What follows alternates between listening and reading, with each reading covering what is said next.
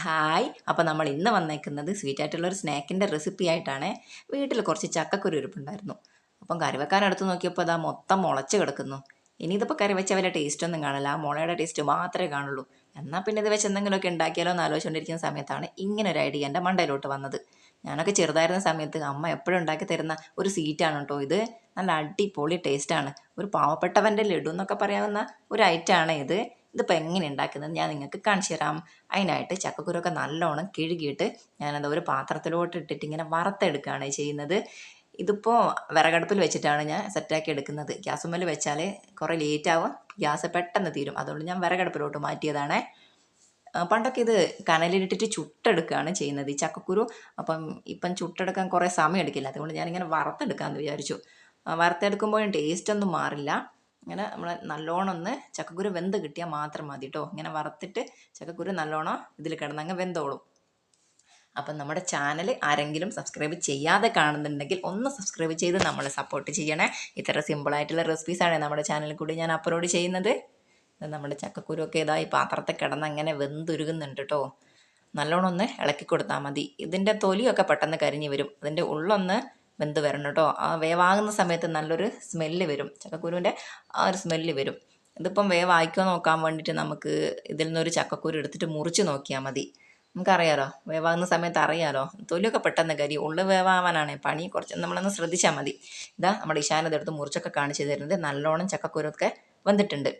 ഇതിപ്പോൾ ചക്കക്കുരൊക്കെ തൊലിയൊക്കെ കളഞ്ഞിട്ട് ഞാനൊരു പ്ലേറ്റിലോട്ട് ഇട്ട് വെച്ചിട്ടുണ്ട്. ഈ തൊലി കളയണ്ട കേട്ടോ, ഇത് നല്ല വൈറ്റമിൻസ് ഒക്കെ ഉള്ള സംഭവമല്ലേ, അതുകൊണ്ട് ഇതൊന്നും പോക്കണ്ട. ഇത് വെച്ചിട്ടാണ് നമ്മുടെ ഐറ്റം റെഡിയാക്കാൻ പോകുന്നത്. ഈ ചക്കക്കുരു ഒന്ന് തണിഞ്ഞ് വന്നോട്ടെ. തണിഞ്ഞതിന് ശേഷം ഞാനതിങ്ങനെ ചെറുതാക്കി പ്ലേറ്റിലോട്ട് മുറിച്ചിട്ടിട്ടുണ്ട് കേട്ടോ. ഇത്രയും ചെറുതായിട്ട് തന്നെ മുറിച്ചിട്ട് നമ്മളിത് മിക്സിയിലാണ് ഉണ്ടാക്കാൻ പോകുന്നത്. പണ്ടൊക്കെ ഉരലിലിട്ടിട്ട് ഇടിച്ചിട്ടാണ് ഉണ്ടാക്കി തരുന്നത്. അന്നപ്പം ചക്കക്കുരു ഒന്നും മുറിക്കുകയൊന്നുമില്ല, ചക്കക്കുരു അപ്പടി അങ്ങനെ ഉരലിലോട്ട് ഇട്ടിട്ട് ഇടിച്ചെടുക്കുകയാണ് ചെയ്യുന്നത്. ഇതിപ്പം മിക്സിയിലായത് കൊണ്ടാണ് ഞാനിങ്ങനെ കട്ടാക്കി എടുക്കുന്നത്. ഉരലൊന്നും ഇപ്പം അങ്ങനെ ആരെയും വീട്ടിൽ യൂസ് ചെയ്യാത്തൊരു സംഭവമല്ലേ. ഇവിടെയുള്ള ഉരലൊന്നും ഞങ്ങൾ യൂസ് ചെയ്യാത്ത കാലം പറഞ്ഞു, അതുകൊണ്ടാണ് ഞാൻ മിക്സിയിൽ റെഡിയാക്കാൻ പോകുന്നത്. ഇനിയിപ്പോൾ നമുക്കിതിലോട്ട് വേറെ കുറച്ച് ഐറ്റംസ് കൂടെ വേണം. അതാണ് ഇതിപ്പോൾ ഞാൻ ഒരു മുറി തേങ്ങ എടുത്തിട്ടുണ്ട്. ഒരു മുറി തേങ്ങയും പിന്നെ കുറച്ച് വെല്ലം കൂടി വേണം. വെല്ലം ഇതാ ഒന്ന് ഫുള്ളായിട്ടും പിന്നെ അതിൻ്റെ പകുതിയും, 1.5 വെല്ലം കൂടിയാണ് എടുത്തിട്ടുള്ളത്. ഇതിനിപ്പോൾ വെല്ലം ഇങ്ങനെ തന്നെ മിക്സി ജാറിലോട്ട് ഇട്ടാൽ അത് പൊട്ടിത്തെറിച്ച് പോയില്ലേ, അതുകൊണ്ട് നമുക്കിതൊന്ന് ചെറുതായിട്ട് കട്ട് ചെയ്തെടുക്കണം. എന്താ ഞാനിങ്ങനെ കത്തി വെച്ചിട്ട് ഇങ്ങനെ വെല്ലം ചെറുതായിട്ട് കട്ട് ചെയ്ത് എടുത്തിട്ടുണ്ട് കേട്ടോ. ഇനി നമുക്ക് നമ്മുടെ ഐറ്റം എങ്ങനെയാണ് ഉണ്ടാക്കുന്നതെന്ന് കണ്ടിട്ട് വരാം.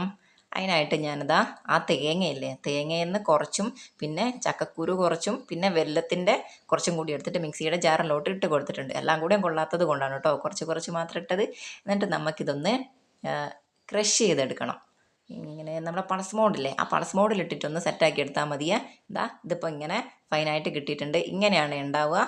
അപ്പം ഞാൻ രണ്ടാമത്തെ സെക്ഷനും കൂടി ഒന്ന് അടിച്ചെടുത്തിട്ട് വരാം കേട്ടോ.